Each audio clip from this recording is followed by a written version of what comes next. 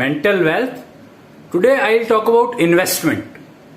That how you should, why you should invest mental wealth and how you should think about it. I mean, investment of mental wealth is a very, very important parameter. Investment, most important area in mental wealth is, of course, all the three are important. Your mental wealth is directly driving your physical wealth and physical health. I mean, mental health drives your physical health, your mental health, your physical wealth, your relationship, your society structure, so your society status, everything, mental wealth, everything defines. So investment, very, very important. We should understand that we should invest our mental wealth rightly. Very, very important. That we must understand that we should be able to calculate that if I invest my mental wealth in this direction, I am going to make this profit or this loss. And if I invest in this direction, I am going to make this much profit or this much loss.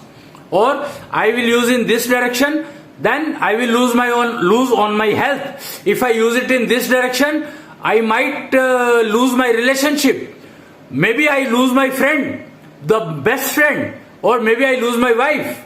Maybe I lose my parents. Maybe I lose my kids. So mental wealth investment is the key for especially leading family life, living in society, living as a team. That it is the mental wealth, your mental wealth, which puts you to a certain status on the map of society. And if your mental wealth, if you have started or learned to invest mental wealth in right direction, then mind it that no one can make you fall from your status. You will enjoy life. There is a difference between, एक होता है मजे लेना, एक होता है आनंद लेना. There are two words, दो शब्द हैं जिंदगी में और आते हैं जो कि मैंने ये काम किया मुझे बहुत मजा आया और एक काम किया मैंने बहुत आनंद आया मेरे को. अब इन दोनों में फर्क क्या है? ट्रिमेंडस.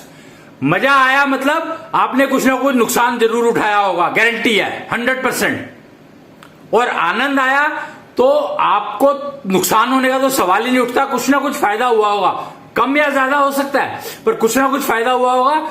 और नॉट ओनली आपको, आपके आसपास सराउंडिंग जो है उनको भी फायदा हुआ होगा. और मजे आने में हो सकता है कि आपको लगा हो कि मेरे को कोई नुकसान नहीं हुआ, लेकिन सराउंडिंग को जरूर नुकसान होगा.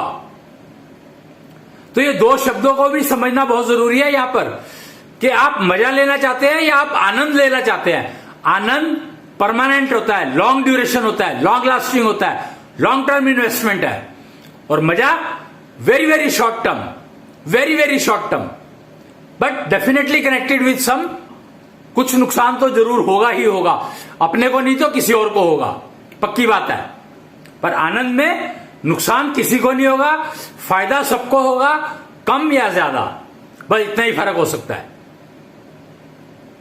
तो आप ये बात समझ लें कि investment, mental wealth investment is the key to maintain your enjoyment, the आनंद of life throughout, which everybody is looking for. सब मजे में रह जाते हैं, आनंद का पता ही नहीं है. इसलिए आप समझे, कहते हैं कि अगर आप शराब भी पी रहे हो तो उसका भी एक, अगर मेंटल वेल्थ को ध्यान में रखते हुए अगर आप पीने का तरीका सीख करके और फिर पिएंगे, आपको नुकसान देगी नहीं किसी भी हालत में, पक्की बात है.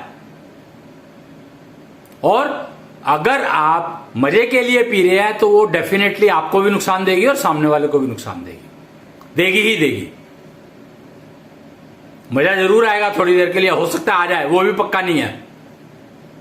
तो आप ये बात को समझें कि आपको मजे में जीना है या आनंद में जीना है, ये आज आप डिसाइड करें और फिर सीखें कि मेंटल वेल्थ को इन्वेस्ट कैसे करना है.